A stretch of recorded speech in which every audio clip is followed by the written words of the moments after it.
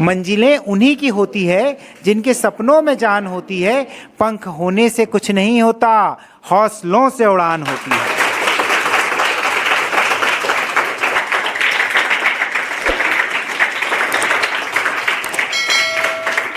लेकिन सफलता उसी को मिलती है जो मेहनत करता है, और कड़ी मेहनत करने से ही बड़ी सफलता मिलती है। मेहनत जितनी कड़ी होगी, सफलता उतनी ही बड़ी होगी। समझ रहे हैं आप बात? तो ठोको ताली। हम छुई मुई के पौधे नहीं हैं जो छूने से मुरझा जाता है। हम वो माई के लाल हैं जो शेरों से भी लड़ जाता है ना। आप सभी बच्चों का एवं यहाँ उपस्थित समस्त शिक्षकों का, जिसमें हमारे बीच में आदरणीय प्राचार्य सर श्री तुमड़ाम सर, आदरणीय जैन सर, हमारे बीच में यहाँ पर आदरणीय श्री बाडीवा सर, आदरणीय जैन मैडम, और कक्षा 9वीं 10वीं और 8वीं के जो परीक्षा में बैठने वाले बच्चे हैं वो हमारी इस कक्षा में उपस्थित हैं। ठीक है बच्चों? और मैं रितेश रघुवंशी। तो बेटा, आपको यहाँ इसलिए इकट्ठा किया गया है ताकि आपको हम बता सकें कि किस प्रकार से आपको परीक्षा की तैयारी करना है। कल हमारे देश के प्रधानमंत्री जी आदरणीय नरेंद्र मोदी जी ने हमें संबोधित करते हुए बताया कि कैसी तैयारी हमें करना चाहिए, है ना। परीक्षा पे चर्चा कार्यक्रम में आपने बहुत ज़्यादा जो काम की बातें हैं वो यहाँ पर सीखी। अब हम आज उन बातों पर ध्यान देंगे जो बेसिक बातें हैं, जो हमें ध्यान में रखना ही रखना चाहिए। देखिए, हमारे प्रधानमंत्री जी बड़े विद्वान, बड़े दार्शनिक व्यक्ति हैं, लेकिन हम छोटी बातों पे बात करेंगे। प्रधानमंत्री जी का विज़न बहुत बड़ा है तो उन्होंने बड़ी बड़ी बातों को कवर किए। हम छोटी छोटी बातों को यहाँ पर कवर करेंगे। ये हमारी शासकीय हाई स्कूल की परीक्षा पे चर्चा कार्यक्रम है ना। हमारे साथ में आदरणीय चौरिया मैडम और आदरणीय श्री दिनेश चौरिया सर भी जुड़ गए हैं अब इस कार्यक्रम में।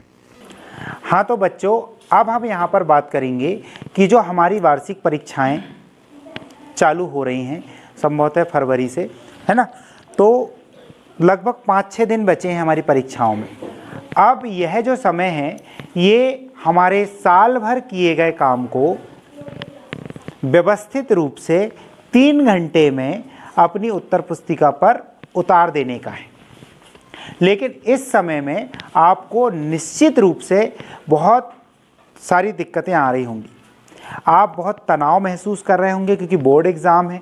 बोर्ड जब कोई एग्ज़ाम लेता है तो निश्चित रूप से उसका जो स्तर है, थोड़ा हमें ऐसा लगता है कि भाई भोपाल से पेपर आएंगे, राजधानी से, फिर ये जो पेपर हैं वो जचेंगे भी बाहर दूसरे ज़िले में जाकर, और बहुत सीनियर टीचर्स इसे चेक करेंगे।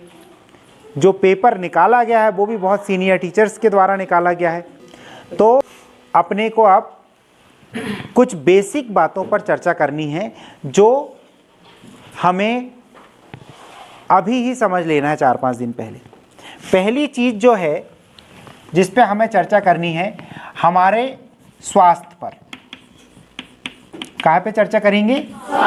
स्वास्थ्य पर। दूसरी चर्चा आज हम यहाँ पर करेंगे हमारे मानसिक स्वास्थ्य पर। किस पर? मानसिक स्वास्थ्य पर। मानसिक स्वास्थ्य पर, ठीक। तीसरी हम यहाँ पर बात करेंगे हमारी पढ़ाई पर। किस पर? पढ़ाई पर। चौथी हम बात करेंगे जब हम घर से निकल के जाएंगे कहाँ? स्कूल जाएंगे, वहाँ पर, मतलब परीक्षा केंद्र तक। परीक्षा केंद्र पूर्व तैयारी। चौथी बात हम यहाँ पर कर रहे हैं परीक्षा केंद्र पूर्व तैयारी, परीक्षा केंद्र पे जाने के पूर्व की तैयारी। और पांचवी बात हम करेंगे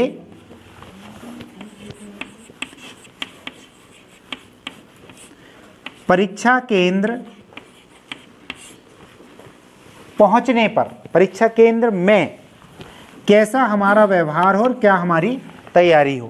और छठवीं बात करेंगे पेपर के बाद क्या करना है।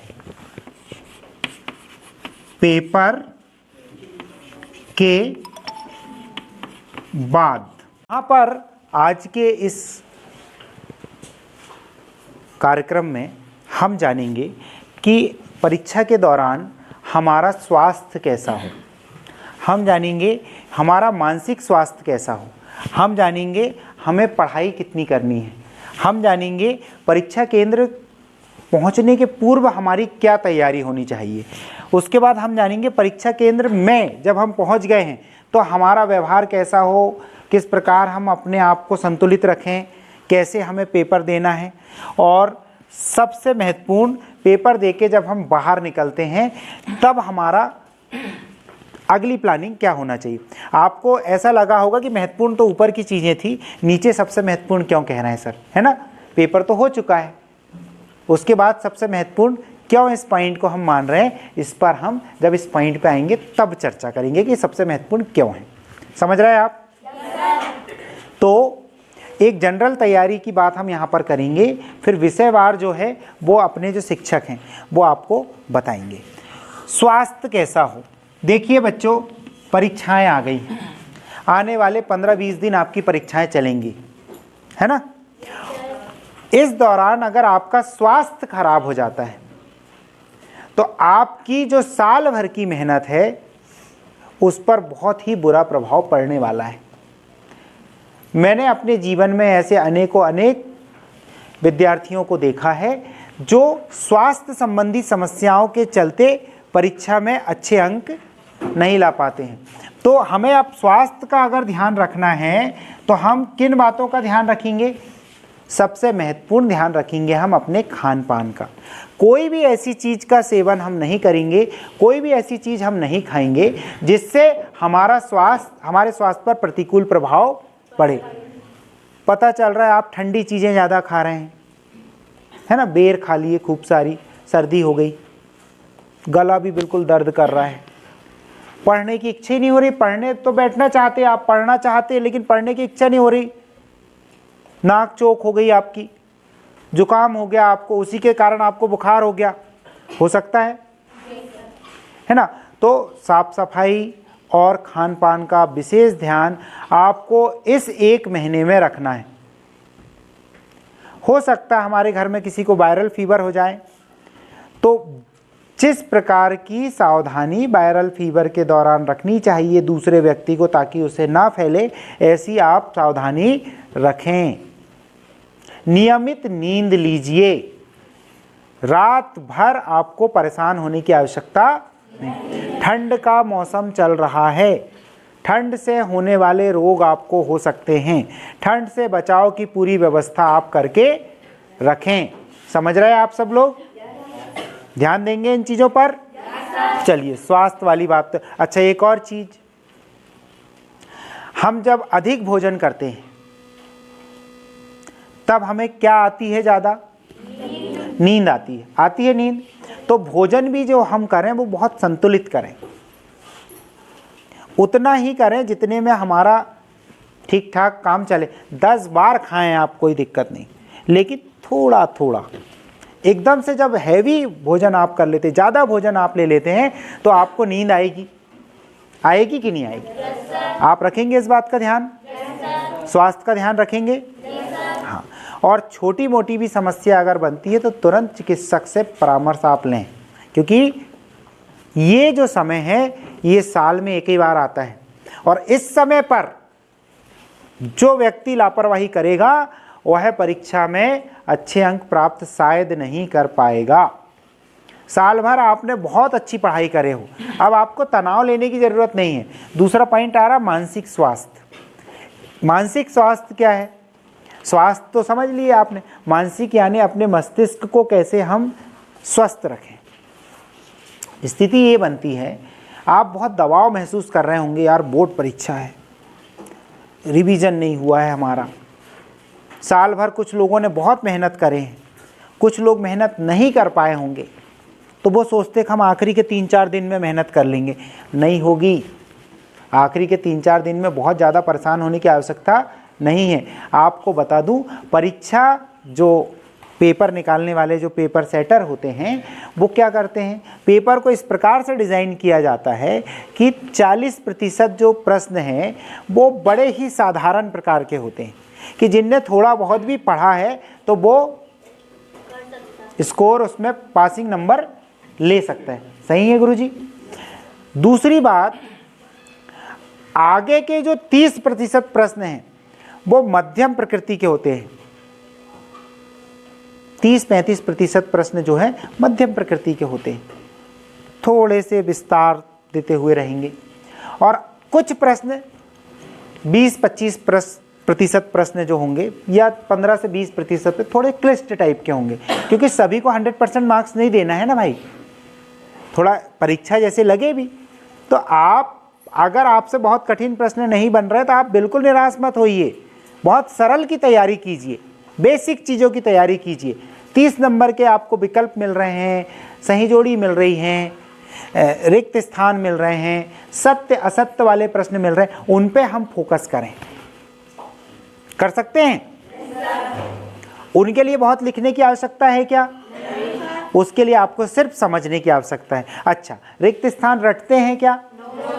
अब रटने का काम खत्म, रटना तो शुरू से ही नहीं चाहिए। मैं आपको बार बार बोलता हूँ रटिए मत। उसका कारण ये है कि अगर आप रटेंगे तो आप हड़बड़ाहट में भूलेंगे। आप समझिए चीज़ों को, अभी भी समझिए, बहुत कूल रहिए, जल्दबाजी मत कीजिए, कुछ नहीं होने वाला जल्दबाजी करने में। आपने बार बार एक मुहावरा एक लाइन सुने होंगे, जल्दी का काम शैतान का, बोलते ना, और धीरज का फल दोनों आपने सुने हो। दोनों में से अपने काम की कौन सी है? धीरज का फल मीठा होता है। तो अपने को मीठा फल चाहिए तो धीरज, धैर्य रखें और अपनी तैयारी करते रहें। आपने खरगोश और कछुआ की कहानी भी सुने होंगे। एक खरगोश और एक कछुआ है थे। आपने अपनी जो केजी की और प्राथमिक कक्षाओं में आपने पढ़े होंगे कि एक खरगोश था, एक कछुआ था, दोनों दोस्त थे। उनने आपस में रेस लगाए। खरगोश ने सोचा कि मैं तो बहुत उछल कूद करता हूँ, बहुत स्पीड से दौड़ता हूँ, मैं ही रेस जीतूंगा।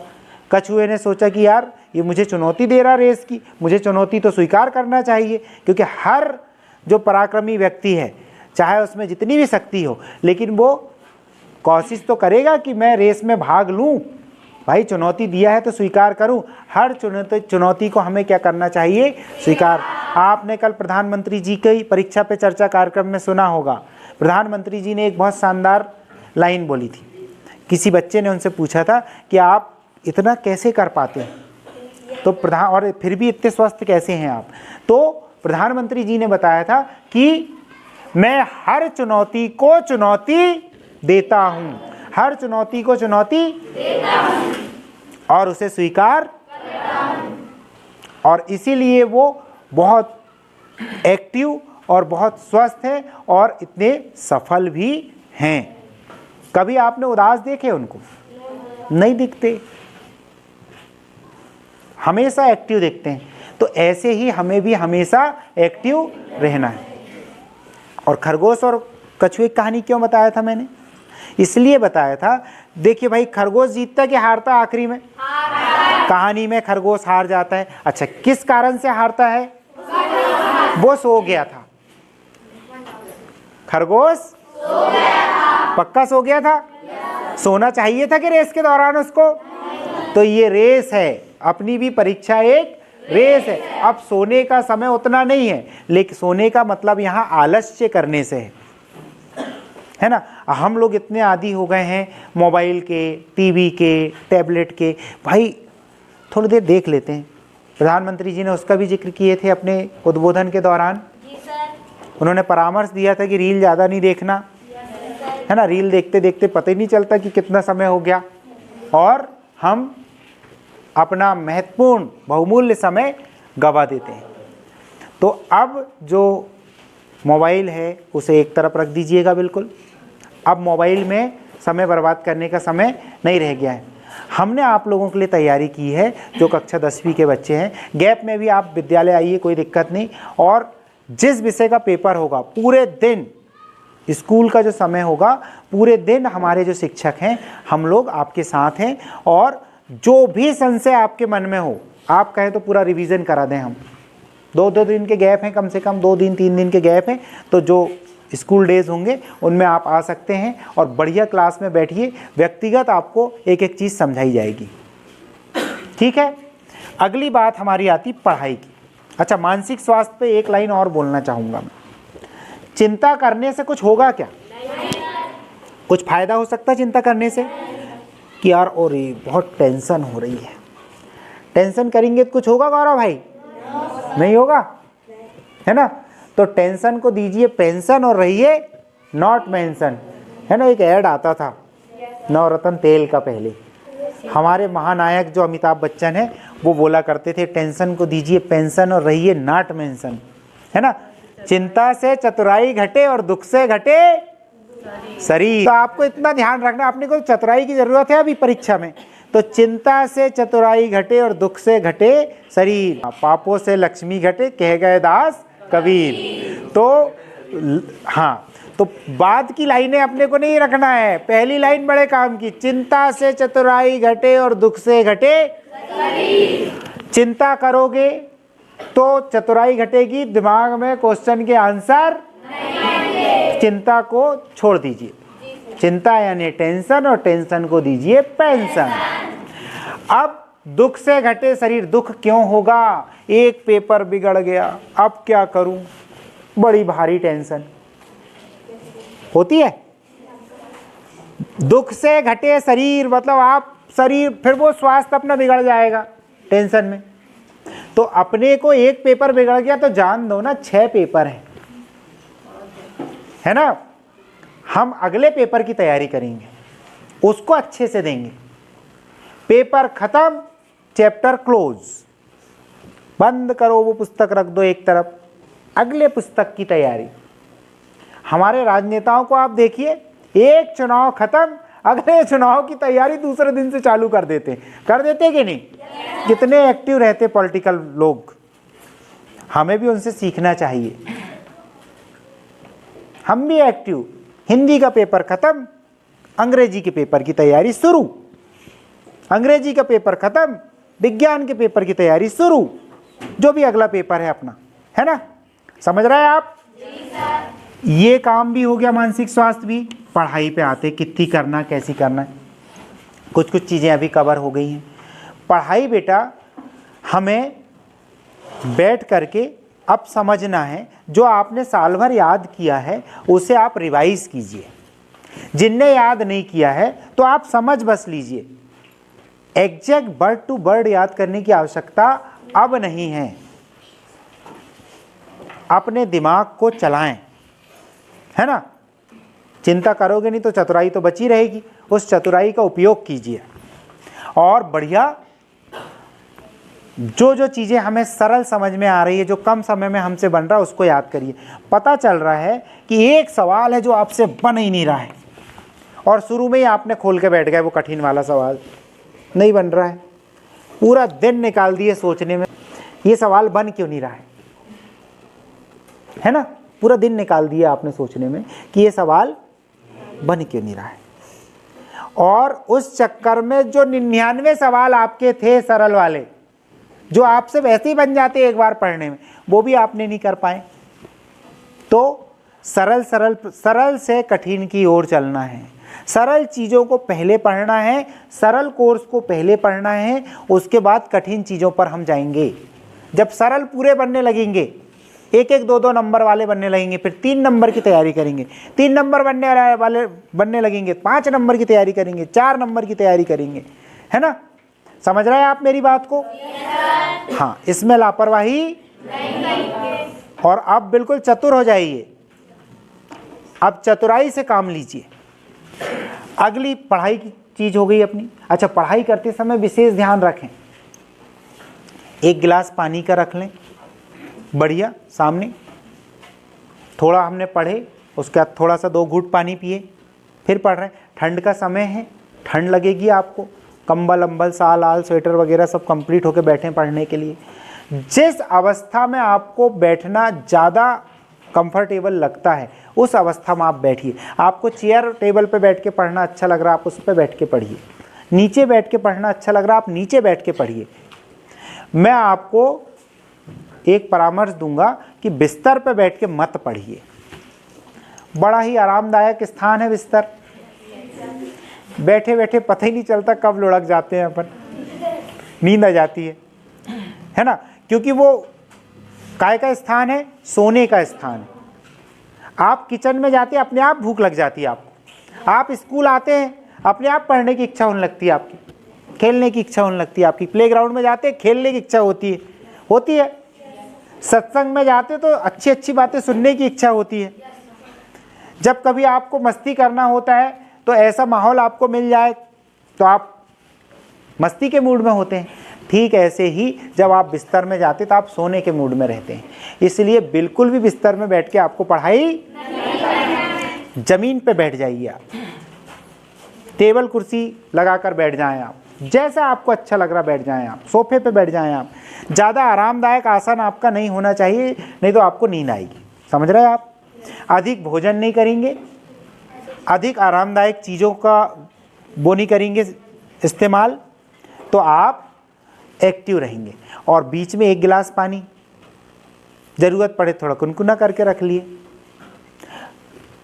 थोड़ा सा जब अपने को लगे बहुत बोर हो रहा है, कोई ऐसी फेवरेट सी चीज़ आपकी जो आपको अच्छी लगती रख लो, थोड़ी सी उठा के एक आध खा लिए। चने रख लिए अपन ने, फुटाने 2-4 फुटाने डाल लिए मुंह में, फिर स्मरण करें उस चीज़ को पढ़ने के बाद। फिर लगा कि हाँ अब ये बन जाएगा, थोड़ा बहुत शॉर्ट में लिख के देख लो। एक कागज़ कापी रख लो अपनी रिवीजन टाइप की, उसमें आप लिख के देख लो। मान लीजिए एक प्रश्न है, रासायनिक अभिक्रिया किसे कहते हैं? आप पढ़ रहे हैं रासायनिक अभिक्रिया के कितने प्रकार होते हैं, ये भी आप पढ़ रहे हैं। तो आपने बताया कि अभिकारकों के आपस में क्रिया करने से उत्पाद बनता है, और रासायनिक अभिकारकों के आपस में मिलने से क्रिया करने से उत्पाद बनता है। इस क्रिया को हम रासायनिक अभिक्रिया कहते हैं। अब आप रासायनिक अभिक्रिया आपने ऐसा लिख दिए, उसमें रासायनिक अभिक्रिया, अभिकारक लिख दिए, एरो बना के उत्पाद लिख दिए।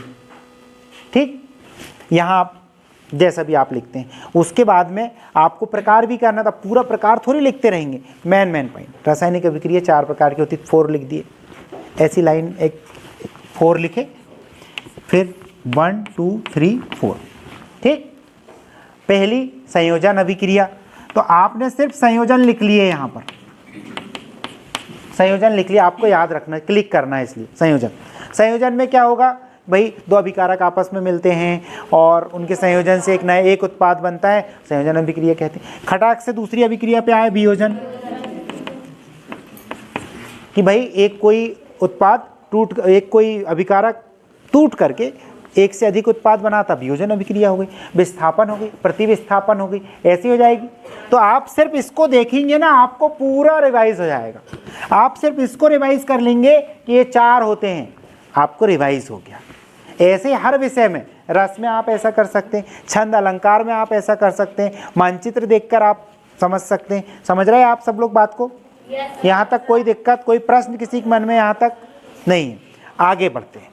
परीक्षा केंद्र, अच्छा हाँ, पढ़ाई करते समय इस बात का भी विशेष ध्यान रखें कि आपकी नींद प्रॉपर हो।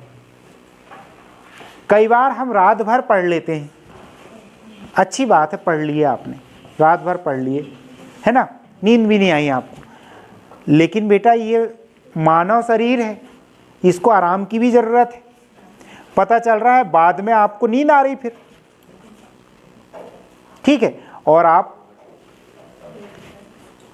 दिन में सो गए।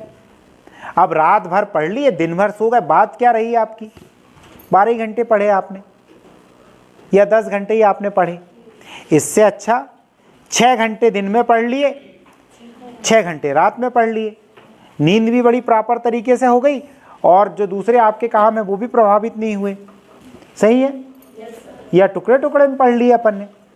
दोस्तों के साथ ग्रुप स्टडी भी आप कर सकते हैं, लेकिन इसमें ध्यान रखें कि फालतू की बातें करने में अपना समय बर्बाद ना हो। समझ रहे हैं आप? चलिए अगली बात, परीक्षा केंद्र के में पहुंचने के पूर्व की तैयारी पे करते हैं अपन।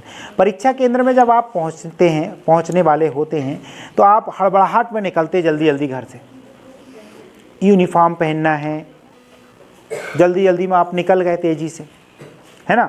आपका समय मान लीजिए 9 बजे का है, आपको 9 बजे पहुंचना है सुबह, प्रातः 9 बजे अगर आपको जाना है तो आप कितने बजे निकलेंगे? मान लीजिए 10 मिनट पहुंचने में लगते हैं वहाँ, तो कभी भी 8:40 8:50 पे ना निकलें, 10 मिनट लेके ना चलें, आधे घंटे पहले निकलो। जितने बजे पहुंच सकते हो उसके आधे घंटे पहले निकलो। मतलब कि आपको 10 मिनट लगता है ना, तो आप 40 मिनट पहले निकलो।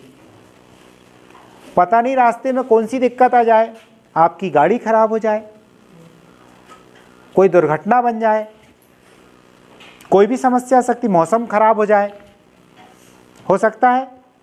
तो इन चीज़ों का आप रखेंगे ध्यान। समय से पूर्व आपको, आधे घंटे पूर्व आपको कहाँ पहुँचना है? सेंटर पर।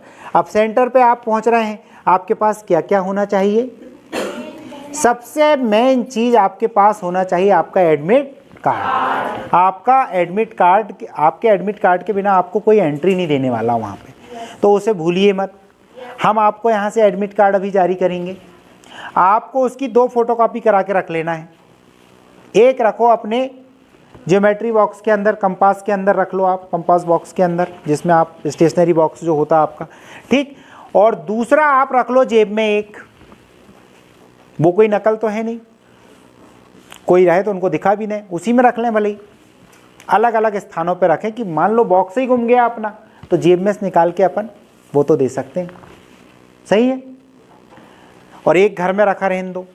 3, उसके बाद भी गुम जाए तो टेंशन मत लेना, एक कॉल करना, हम वहीं लेके आएंगे आपके लिए एडमिट कार्ड, ठीक। लेकिन आपके शिक्षक आपको वहीं ला कर देंगे। ऐसे शिक्षकों के नंबर आपके पास होना चाहिए जो वहाँ अवेलेबल आसानी से हो सकते हैं। समझ रहे हैं आप बात? यहाँ तक कोई दिक्कत? दूसरी बात, आपके पास परीक्षा केंद्र में जाने के पूर्व कम से कम 2 नीले पेन, 2 काले पेन, 1 स्केल, 1 इरेजर, 1 शार्पनर और 1 पेंसिल होना चाहिए। ये इस प्रकार के हमने आप लोगों के लिए ये तैयार कराए हैं जो विद्यालय परिवार की तरफ से आपको दिए जाएंगे। तो इस किट में क्या क्या है देखिए। ये किट आपकी एग्ज़ाम किट है, समझ लीजिए। इसमें आपको 1 इरेज़र मिलेगी, 1 शार्पनर मिलेगी, ठीक है, 1 स्केल होगा, 1 पेंसिल होगी और 2 पेन आपको दिए जा रहे हैं। 2 पेन और आप अलग से रखेंगे, एक ब्लू और एक ब्लैक। ये ब्लू ब्लैक काला और नीला पेन आपको दिया जा रहा है यहाँ पर, ठीक है। ये तो विद्यालय परिवार की तरफ से भेंट है आपके लिए, लेकिन आप भी अपनी तैयारी और अच्छे से कर लें, ठीक। इसको अंदर डाल देना बेटा इसमें। इसके बाद अब आप परीक्षा केंद्र के अंदर पहुंच चुके हैं। अगले पॉइंट पे आते हैं, परीक्षा केंद्र में क्या सावधानी आपको रखनी है। समझ रहे हैं आप? यहाँ तक कोई प्रश्न है आपके मन में तो अभी पूछ लें। हाँ, एक चीज़ और, जब आप परीक्षा केंद्र के लिए जा रहे हैं तब सबसे महत्वपूर्ण बात, आप बिल्कुल प्रसन्न चित्त होकर जाइए। सुबह उठते हैं मत पढ़िए। साल भर पढ़ने में जो चीज़ याद नहीं हो पाई वो क्या आधे घंटे और पढ़ लोगे तो हो जाएगी? बढ़िया ईश्वर का ध्यान कीजिए, पूजा पाठ कीजिए, मस्त चंदन का तिलक लगाइए या जो आपको अच्छा लगे करें, है ना। जिस धर्म के भी बच्चे हो वो अपने इष्ट देव की पूजा करें बढ़िया। उसके बाद में बढ़िया चाय नाश्ता करें, हल्का नाश्ता लीजिए जो आपके लिए सूटेबल हो, है ना। हो सके तो दही शक्कर खाएं 1 चम्मच जाते समय। माता पिता से आशीर्वाद लें, अपने बुजुर्गों से आशीर्वाद लें और बड़े प्रसन्न होकर आप घर से निकलें। रास्ते में जितने लोग मिल रहे हैं उनसे प्रसन्नता पूर्वक ही व्यवहार करना है। किसी का भी दिमाग खराब अपने ऊपर नहीं होना चाहिए, क्योंकि उसका दिमाग खराब हुआ और उनने कोई शब्द अपने को ऐसा बोल दिया जो वहाँ 3 घंटे वही याद आ रहा अपने को, हमको ऐसा क्यों बोल दिया। कोई लड़ाई झगड़ा नहीं, कोई अपशब्द नहीं, बड़ा प्यारा वातावरण खुद बनाएंगे। है ना। अपन जैसा करेंगे सामने वाला वैसे ही व्यवहार अपने साथ करेगा। तो अपने को हड़बड़ाना नहीं है, बड़े प्यार से कुछ खा पी के बढ़िया। वहाँ भूख लग गई पता चल रहा पेपर करते समय तो भी दिक्कत है। अब एग्ज़ाम सेंटर में घुसने के पहले लघु शंका, दीर्घ शंका आदि से आप निवृत्त हो जाएं। टॉयलेट जाके, वॉशरूम जाके आप बढ़िया रिलैक्स होके आएँ। उसके बाद आप पहुंचेंगे परीक्षा केंद्र में। अपना वहाँ एक बोर्ड लगा होगा जिसमें आपका रोल नंबर लिखा होगा, किस कक्ष में आपका नंबर है ये आपको वहाँ पता चलेगा। ठीक, उस बोर्ड के हिसाब से आप अपना कक्ष क्रमांक देखें और उस कक्ष में जाके अपने नियत स्थान पर बैठ जाइए। अब जैसे आप के कक्ष में जाएंगे, हो सकता है आपकी कक्षा के ही लोग उस कक्ष में और हो, लेकिन उनसे बातचीत नहीं करेंगे। देखिए ये परीक्षा की घड़ी है, आप परीक्षा देने पहुँचे, वहाँ पर आप कोई ऐसा व्यवहार नहीं करेंगे जिससे हमारे जो परीक्षक महोदय हैं या जो हमारे पर्यवेक्षक महोदय हैं उनको हमारे प्रति कोई शंका हो, है ना। वो भी हमसे प्रसन्न होना चाहिए, उन्हें विश कीजिए, गुड मॉर्निंग कीजिए बढ़िया। अपने सहपाठियों को जो साथ में परीक्षा दे रहे हैं उनको गुड मॉर्निंग कीजिए, सबको प्रसन्नचित्त होकर, और अपने स्थान पर बैठ जाएं। वहाँ भी तनाव नहीं, जो चीज़ आपको अच्छी लगती है मन में आप वो करें। अपने इष्ट का ध्यान करें, गुरु का ध्यान करें, कौन से सर ने उस विषय में कौन सी अच्छी चीज़ बताए थे वो ध्यान करें, है ना। और बढ़िया रिलैक्स होकर बैठ जाएं। जैसे आपको कुछ देर पहले क्या मिल जाएगी, 5-10 मिनट पहले आपको उत्तर पुस्तिका मिल जाएगी, उसमें आप अपने रोल नंबर बड़े अच्छे से लिखिए। देखिए भैया, मैं मान लीजिए एक बहुत अच्छा पत्र आपको लिखता हूँ, शानदार पत्र आपको लिख रहा हूँ मैं, बहुत अच्छे शब्दों का मैंने संयोजन किया है, बहुत शानदार कागज़ खरीदा, बहुत अच्छा पेन खरीदा, बहुत अच्छी राइटिंग में आपको लिख के मैंने एक बहुत अच्छे शब्दों को चुन के एक पत्र लिखा, और उसमें जो एड्रेस था वो आपके एड्रेस की जगह थोड़ा गलत एड्रेस डाल दिया मैंने। क्या वो आप तक पहुंच पाएगा? नहीं पहुंचेगा। जब आप तक नहीं पहुंच पाएगा, उसमें क्या कमी रह गई उस पत्र में? एड्रेस गलत था, राइट। अब जो उत्तर पुस्तिका होती है उसका एड्रेस आपका रोल नंबर है। आपने जल्दबाजी में गलत रोल नंबर अगर लिख दिए तो क्या आप ही हैं ये पता चलेगा? वहाँ फ़ोटो छपी रहती है क्या बहुत अच्छी सी आपकी स्माइल देते हुए? नहीं, आपकी फ़ोटो आपका रोल नंबर है। उस रोल नंबर को बहुत अच्छे से लिखिए, जो भी जानकारियाँ उसमें मांगी गई है उसे बहुत अच्छे से लिखिए। आपने पेपर दिए विज्ञान का और वहाँ लिख के आ गए सामाजिक विज्ञान, क्या विज्ञान के शिक्षक उसे चेक करेंगे? वो जानकारी भी पूरी सही होना। सामाजिक विज्ञान में अगर रख दिए आप विज्ञान के पेपर को सामाजिक विज्ञान के साथ रख दिया जाए तो क्या सामाजिक विज्ञान का जो पेपर आया था उसके प्रश्न और विज्ञान के प्रश्न एक से थे क्या? उत्तर पूरे उटपटांग होंगे, बाकी सब जानकारी सेम, सब्जेक्ट आपने गलत भर दिए थे उसमें। तो ऐसी चीज़ों से भी आप बचें, हड़बड़ाएं नहीं, संकोच ना करें, चिंता ना करें, रिलैक्स रहें और बढ़िया अपनी चतुराई से अपना पेपर करना शुरू करें। पेपर आपके पास आ गया है, अब उत्तर पुस्तिका भर दिया आपने, घंटी बजी, टाइम हो गया, पेपर आपको मिल गया। आपने बड़े अच्छे से पेपर को देखा, बड़े शालीनता के साथ देखिए, सज्जनता के साथ, शांति भाव से, धैर्य के साथ आपने देखे। पहला प्रश्न बहुत खतरनाक आ गया, अब आप घबरा गए, अरे बाप रे बाप, अब क्या होगा? दूसरा भी नहीं बन रहा अपने से, मान लीजिए आप फिर वो वाली चीज में आ गए, चिंता वाली चीज में, अब क्या होगा, है ना। बिल्कुल निश्चिंत रहिए, अगला प्रश्न देखिए, बन रहा है वो जरूर बनेगा, नहीं बन रहा छोड़ो, अगला देखो, एक तो बनेगा। सबसे पहले जो प्रश्न हमसे बन रहा उसको करें, समझ रहे हैं आप। करते समय आप ध्यान रखें, आपको ये 2 पेन क्यों दिए जा रहा है उसमें किट में, एक काला और एक नीला। हेडिंग आप कहाँ से डालेंगे? काले से। उत्तर आप कहाँ से लिखेंगे? पेंसिल क्यों दी जा रही है आपको? चित्र आप कहाँ से बनाओगे? है ना। स्टैंडर्ड होना चाहिए अपना, जब हम उत्तर लिख रहे हैं तो स्टैंडर्ड हो बेटा। समझ रहे हैं आप? इतनी बातें आपको समझ में आ गई मेरी? हाँ, अब जो सरल प्रश्न हैं उन्हें पहले कीजिए, फिर जो थोड़े कठिन प्रश्न लग रहे हैं जिसमें हम थोड़े संदेह के भाव में हैं उनको कीजिए, फिर जो बहुत कठिन लग रहे हैं, आपको बता दूं कोई भी ऐसी चीज़ नहीं आएगी जो कठिन होगी उसमें। आपके शिक्षकों ने साल भर आप पर मेहनत करें, एक एक चीज़ आपको बताए हैं, यहाँ तक कि जो आपके पाठ्यक्रम में नहीं है वो चीज़ें भी आपको समेकित करके दी गई है। तो आप इस चीज़ से तो निश्चिंत रहिए कि आपको कोई ऐसी चीज़ मिलेगी जो आपको पता नहीं होगी। सब पता होगा आपको। समझ रहे हैं भारती? सब पता होगा। दीपक? यस। हाँ, विनय भाई टेंशन लेने की आवश्यकता नहीं है, वही चीज़ आपको मिलेगी जो यहाँ से आपको पढ़ाई गई। सुमन, ठीक है?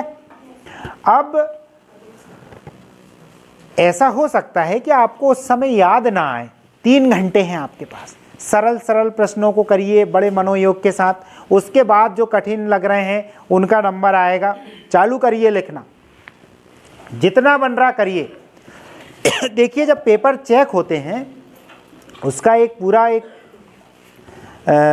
निश्चित मापदंड होता है। भाई बच्चे ने इतना लिखा है तो उसको इतने नंबर में, 5 नंबर का कोई प्रश्न है, प्रस्तावना पे भी नंबर होते हैं, है ना, किसी चीज़ के प्रकार पर भी नंबर होते हैं, रूपरेखा पर भी नंबर होते हैं, उपसंहार पर भी नंबर होते कि नहीं होते? तो जितना बन रहा उतना ना लिखें आप, उस पर नंबर मिलेंगे आपको, छोड़ के ना आए उसको। अगर आप उसे छोड़कर आ जाएंगे तो आपको 0 नंबर मिलेंगे। अगर आप अटेंड करते हैं तो ज़रूर कुछ ना कुछ नंबर आपको मिलेंगे। और एक और महत्वपूर्ण बात, जो पेपर जांचने वाले, ये बात मुझे नहीं बोलना चाहिए लेकिन मैं आपको बता रहा हूँ बच्चों, ध्यान रखें, जो पेपर जांचने वाले शिक्षक होते हैं ना, वो कौन होते हैं? वो हमारे जैसे शिक्षक होते हैं। हम भी जांचने जाते हैं पेपर। अब किसी बच्चे को मान लीजिए बिल्कुल बाउंड्री पे 1 नंबर कम है उसके, मान लीजिए वो 25 नंबर में पास हो रहा है और उसको 24 मिले, शिक्षक कभी नहीं चाहता कि बच्चा फेल हो, क्योंकि वो शिक्षक है ना, वो कोई खतरनाक डिपार्टमेंट से नहीं है, वो क्राइम इन्वेस्टिगेटर नहीं है, वो क्या है? गुरु है। और गुरु का महत्वपूर्ण भाव क्या होता है? दया। अगर आपने कुछ ना कुछ लिखे हैं अगले प्रश्नों में तो 1 आध नंबर वो अपने तरफ से दया दृष्टि से आपको जरूर देंगे, पूरा विश्वास है मुझे। इसलिए आप जरूर लिखें, जितना बन रहा उतना लिखें, है ना। एक चीज ये हो गई। अब बढ़िया, जैसे एक प्रश्न लिखे उसके बाद 1-2 लाइन छोड़कर बढ़िया आप उसको समापन करें उसका, प्रश्न के बाद ऐसा कुछ करके, है ना। इसके बाद फिर अगला प्रश्न काले से अपन हेडिंग डालें, प्रश्न क्रमांक डालें, फिर उसका उत्तर क्रमांक लिखें, और जो आप लिखना चाह रहे हैं उसको फिर ब्लू पेन से लिखें। पहले ब्लैक पेन से डाल दें, फिर ब्लू पेन से लिखें। आप समझ रहे हैं आप? और बड़ी साफ सुथरी राइटिंग में लिखें। ज़्यादा काटा पीटी बेटा करोगे तो थोड़ा सामने वाले पे इम्प्रेशन खराब जाता है। अब मान लीजिए मैं या आप, बहुत ज़्यादा भी अपने को क्या वो नहीं करना है। अब मान लीजिए मैं कोयला लगा के आ जाऊँ अपने चेहरे में, स्मार्ट लगूंगा क्या? अच्छा, कोयला लगा के आऊँगा और टीचर भी हूँ तो आप मुझे टीचर समझोगे क्या? नहीं ना। सोचोगे अरे यार ये कैसे आदमी है, इनको तो स्टैंडर्ड ही नहीं, कैसे साफ सफाई का भी ध्यान नहीं है। ऐसे ही जब आप काटा पीटी ज़्यादा करते हैं तो जो पेपर चेक करने वाले वो सोचते हैं कि अरे यार ये बच्चा थोड़ा साफ़ सुथरा नहीं लिखता है। अपनी राइटिंग जमा के लिखें, लेकिन इतनी भी जमा के ना लिखें कि एक ही प्रश्न करने में पूरा टाइम निकल जाए, है ना। थोड़ा स्पष्ट लिखने का प्रयास करें। कोई राइटिंग देख के नंबर नहीं देता, एक बात ध्यान रखें आप।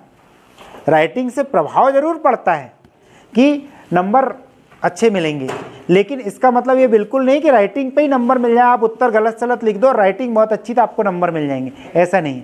एक और मिथक है, बहुत सारे लोग ये समझते हैं कि जो पूरक उत्तर पुस्तिकाएं होती हैं, सप्लीमेंट्री जो होती, जो मिलती हैं सप्लीमेंट्री कॉपी, वो ज़्यादा भरने से ज़्यादा नंबर मिलते हैं, सोचते लोग। बिल्कुल इस भ्रम में ना रहें। आप एक भी पूरक उत्तर पुस्तिका नहीं भरते हैं अगर, और आपने पूरे समस्त प्रश्नों को विधिवत हल किया है तो आपको नंबर पूरे ही मिलेंगे। पूरक उत्तर पुस्तिका पे 1 नंबर भी नहीं रहता। ये ना सोचे कि कोई 4 पूरक उत्तर पुस्तिका भरेगा और उसमें गलत सलत भी लिखा, 4 नंबर तो कम से कम पक्के ही, ऐसा नहीं है। समझ गए आप इस बात को? किसी ने फेंका, पर्यवेक्षक आए, वो तो यही सोचेंगे कि आपने देख के करे होंगे और फिर फेंक दिए होंगे। ठीक, तो ऐसी किसी भी जो बुरी चीज़ है उससे हमें बचना है। लड़ाई झगड़े में बिल्कुल टाइम बर्बाद नहीं, किसी से पूछेंगे नहीं, किसी को बताएंगे नहीं, नियम से अपना पेपर अपन करेंगे। यहाँ तक क्लियर? ये अपना परीक्षा केंद्र का व्यवहार हो गया कि परीक्षा के बाद क्या करेंगे। अपन बाहर निकले, पेपर बहुत शानदार गया, बड़े खुशी में ही 2 दिन निकाल दिए, अगला पढ़े ही नहीं। पेपर बिगड़ गया, भारी दुख में ही 2 दिन निकाल दिए, पढ़े ही नहीं, अगले पेपर की तैयारी नहीं करे। समस्या खड़ी हो जाएगी, होगी कि नहीं होगी? तो पेपर खत्म, जो खुशी थी वहीं खत्म, जो दुख था वहीं खत्म, जो विषय था वहीं खत्म। अगले विषय के लिए हम आएंगे, बढ़िया पेपर दे के आए, भोजन कीजिए, आराम कीजिए, थोड़ी देर सोइए और उसके बाद उठे, चाय वाय पी के बढ़िया फ्रेश होके फिर अपने आसन पे बैठे और अपनी अगले विषय की तैयारी शुरू, उसी पूरे मनोयोग के साथ जिस मनोयोग के साथ आपने पहले विषय की तैयारी करी थी। बल्कि आपका उत्साह और ज़्यादा बढ़ जाना चाहिए, क्योंकि आपका एक विषय का वजन कम हो गया। अब आपको 6 की जगह 5 ही विषय पढ़ने हैं। जब 5 विषय, दूसरा पेपर हो गया तो 4 ही विषय पढ़ने, तीसरा पेपर हो गया 3 ही विषय पढ़ने, चौथा पेपर हो गया 2 ही विषय पढ़ने। समझ रहे हैं आप? किसी भी प्रकार से परीक्षा से वंचित नहीं रहना है अपने को, परीक्षा में बैठना है, कितना ही बुरा पेपर चल जाए, निराश न रहो, ना निराश करो मन को।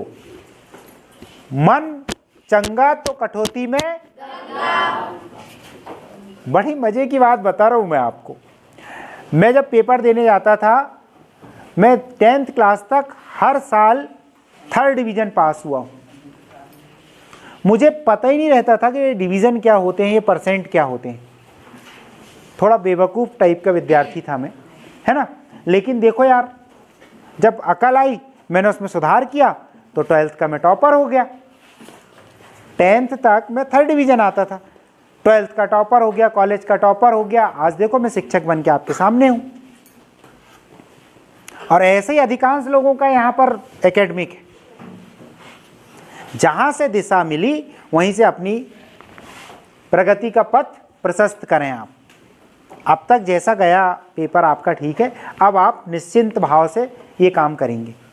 जो प्रश्न आपसे नहीं बन रहे हैं अपने शिक्षकों से आप पूछेंगे, है ना। इसके बाद अलग अलग शिक्षक आपको अलग अलग विषय के बारे में मार्गदर्शन यहाँ पर देंगे। मेरा काम यहाँ पर ख़त्म हो जाता है, मेरी परीक्षा पे चर्चा यहाँ पर ख़त्म हो जाती है। अब मुझे बताएं कि कोई प्रश्न इतने विषयों से अगर है तो अभी पूछ लें, किसी के भी मन में है। भैया घुमा दो जरा सब तरफ, सब लोग इधर आ जाओ पास में। तुम